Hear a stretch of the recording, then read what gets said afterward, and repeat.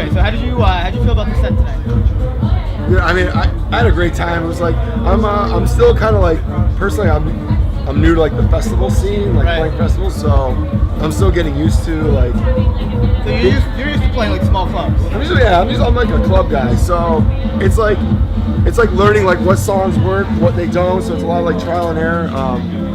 But no, the energy that festivals give you, or like, it makes you want to. I just want to climb the scaffolding and like jump into the crowd. I understand, like that's what it does. You would do that though. I would do that, and then I would really die and fall because I'm a klutzy motherfucker. So like, but overall, no, I was extremely happy with my set.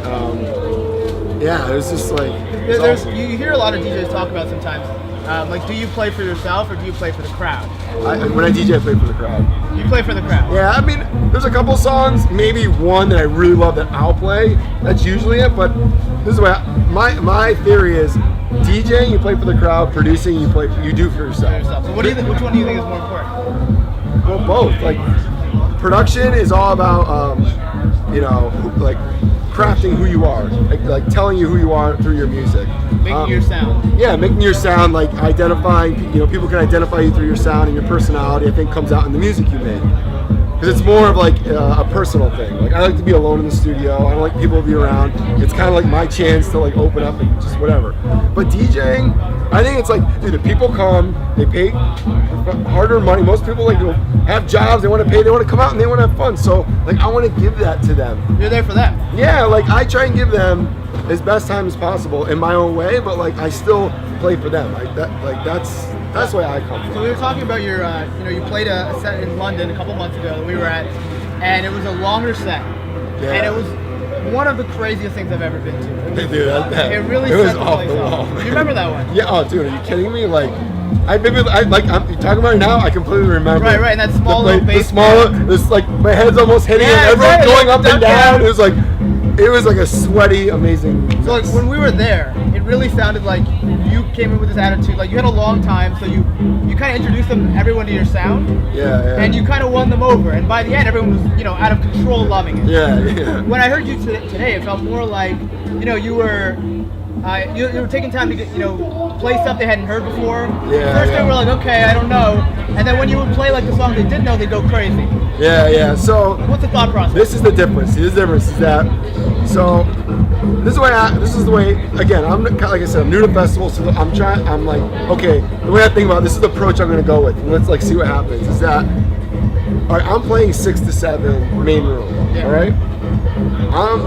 I feel that I'm not the main headliner, so therefore I shouldn't be playing the big tunes of the day. This is what my opinion. That's for the guys that are the top billing that most people came here for, right? So when I'm playing a festival, I want to be a little bit different, and I want to give them a little bit different stuff that they're maybe not used to hearing. But club stuff is different because I'm the headliner for the night. So therefore, dude, I'll play Swedish House Mafia. I don't care. Like when I'm by the end of my set and I'm drunk, I want to hear that. I want to hear Alesso. I want to hear Nick Romero. I want to hear the Big House. Like whatever. Like it's fun but because that's like I'm the guy that night. Right. So it's my night. Like, right. Exactly. So I'm gonna play the big songs everybody knows. It's your prerogative to play whatever you want. Like if I play that set here, personally, I think I'm out of line. Like I'm trying to play songs that people aren't gonna hear. The next guy after me. It's like, oh, okay, All right. So what I wanted to get a sense of was like, when you come, do you want to just bring your TJR funk sound? Like, is that what you're maybe moving towards, or are you? See, the thing make is, them happy. I love deep house. I love house. I love tech house. I love techno. I love big room. I love prog. I love it all. So when I'm in this situation, you're given an hour. I need to what am I gonna do? So I play a little bit of my stuff, my bouncy stuff.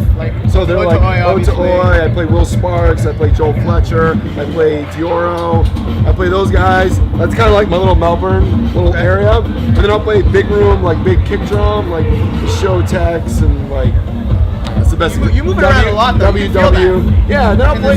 Yeah, then I'll play like I made my own little like mashup of MIA and WW, like my own little thing, and then I'll play a Cruella. I'll play my bootleg Cruella, yeah, and what other stuff did I play? So I was TNT. And then in the trap, and I go in the trap. I love trap, and like DJ Snake stuff's awesome. I play it like I kind of give a little bit of like kind of what I think people would like to, you know. Yeah. But I try and give it a flavor. I try to mix it up.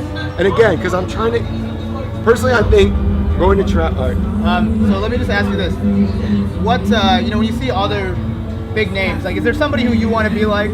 You see like, you know, a name like Tiesto headlining tomorrow. You know, you're thinking, I want to be there. Diplo. Why Diplo? He's the man. First of all, the guy's got an amazing ear. The guy finds talent everywhere, so it's a huge respect. I learned the guy's broke so many artists, it's ridiculous. And he makes white girls go crazy. Twerk as crazy as I've ever seen. And he's one of the coolest motherfuckers that you'll meet. Super cool dude. We're gonna send this to him. Yo, him and Crookers. Yeah. Rob from Crookers is like the best guy I know. Last question, let me say, you know, you've been in the industry a long time, you've seen a lot of stuff. What advice do you have out there to, you know, the young artists, DJs, creative types who are, you know, looking to get started, they're not sure, you know, what do you want to say? Like, the hardest thing to do is creating your own unique sound, right? So I think what in order to do that, the first thing you have to do is stop following the trends of the day, because that changes all the time. And dare to be different. Yes, but if you want to be successful, I think personally, want to be successful, simplicity.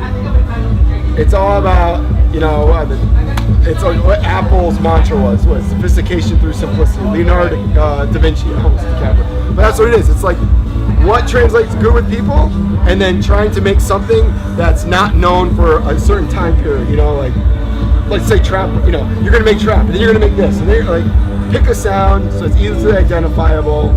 That's a simple form. So pick, you know, make your own sound and keep it simple. Make your own sound, keep it simple. Classics are the classics, right? They don't change. Yeah, dude, listen to like the most popular, like Billie Jean, Michael Jackson. It's the simplest music. Yeah, the right. thing is, but it's very clever on the melodies. It's very clever. But it's all about a lot of times removing sounds that aren't there. Last thing, and this is just from what you said. What do you think about like the simplicity of the new Kanye album? I went nuts. I fucking love it. I think it was amazing, dude. I was going nuts. I'm not big on like his rapping and stuff. I think like the guy says though some amazing play things. New Slaves. Yeah, I know play New Slaves. Yeah, like, right. I'm not a, you know, what was that? I'm not a leader, a follower. I'd rather be a dip than a swallower. Like that line's right. But yo, his beat, like, I give that guy respect. He's a crazy egomaniac, but he's breaking new sounds. He doesn't give a fuck. That's why I love him. All right, man. That's all the time we have. All right. Thank you so much. Man.